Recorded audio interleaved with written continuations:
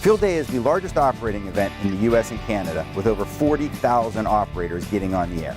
Field Day will be June 23rd and 24th this year. We're really excited here at DX Engineering, and here's why we care about Field Day. My first Field Day was 1972 with a club in McKeesport, Pennsylvania, where not only did I operate with them, but I brought a tower that I'd purchased but hadn't erected, so we took it out to Field Day and dug a hole and put it in the ground.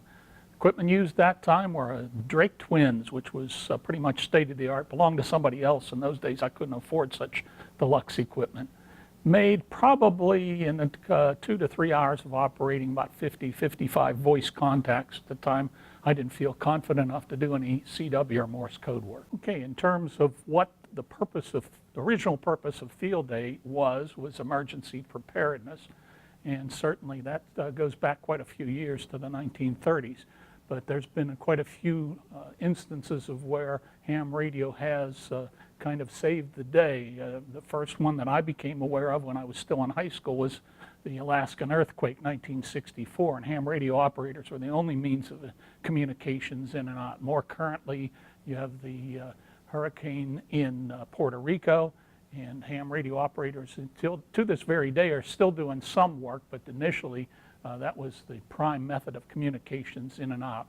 Also with Hurricane Katrina in New Orleans, ham radio operators were critical in getting information in and out of the disaster areas.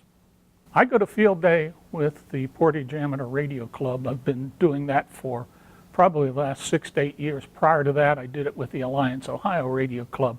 My focus now in Field Day, again in the spirit of emergency preparation, is Morse code, because Morse code is a method that gets through at times when voice may not. And Morse code is easy to set up. You just put up an antenna, you have a radio and a Morse code key and a source of power, and you're on the air, so you can start to communicate a lot faster. It becomes enjoyable for me because I'm the CW captain of the Portage County Amateur Radio Service. And that gives me an opportunity to bring new people in that may not be totally comfortable with operating Morse code. And a couple of hours in front of the code key, the people get a little more comfortable and proficient with Morse code. And that, to me, is a rewarding facet of being CW captain. I was in the Morse code, we had the Morse code station in a trailer. And there was a bang at the door, and the door opened, and Melanie, who works here, stuck her head in, and she was, this was her first Field Day, and she was excited about making contacts and having a lot of fun. And she wanted to tell me that at about 2 in the morning over in the trailer. And also, we have other employees here that came out and took the test and operated at Field Day. They passed the test, got a general class license, and operated at Field Day last year, and that's Maria.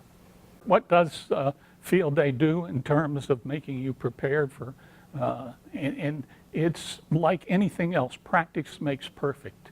Every year, you learn a little bit more about the mistakes you've made in previous years so you don't make them again and again. And it's gotten to the point where now I can typically pull up at the Field Day site and with the assistance of about 3 people, be up and on the air and ready to start Field Day in about an hour to an hour and a half.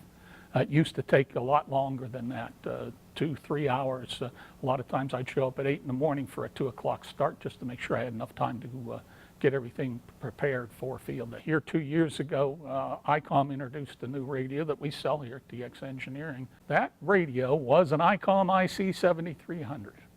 It caught my interest within a week after we saw the first one in here. I purchased one specifically for Field Day. That Field Day took it out, and it became my prime Morse code radio, not only for Field Day, but at home. I found out the radio not only worked well, it even exceeded my expectations.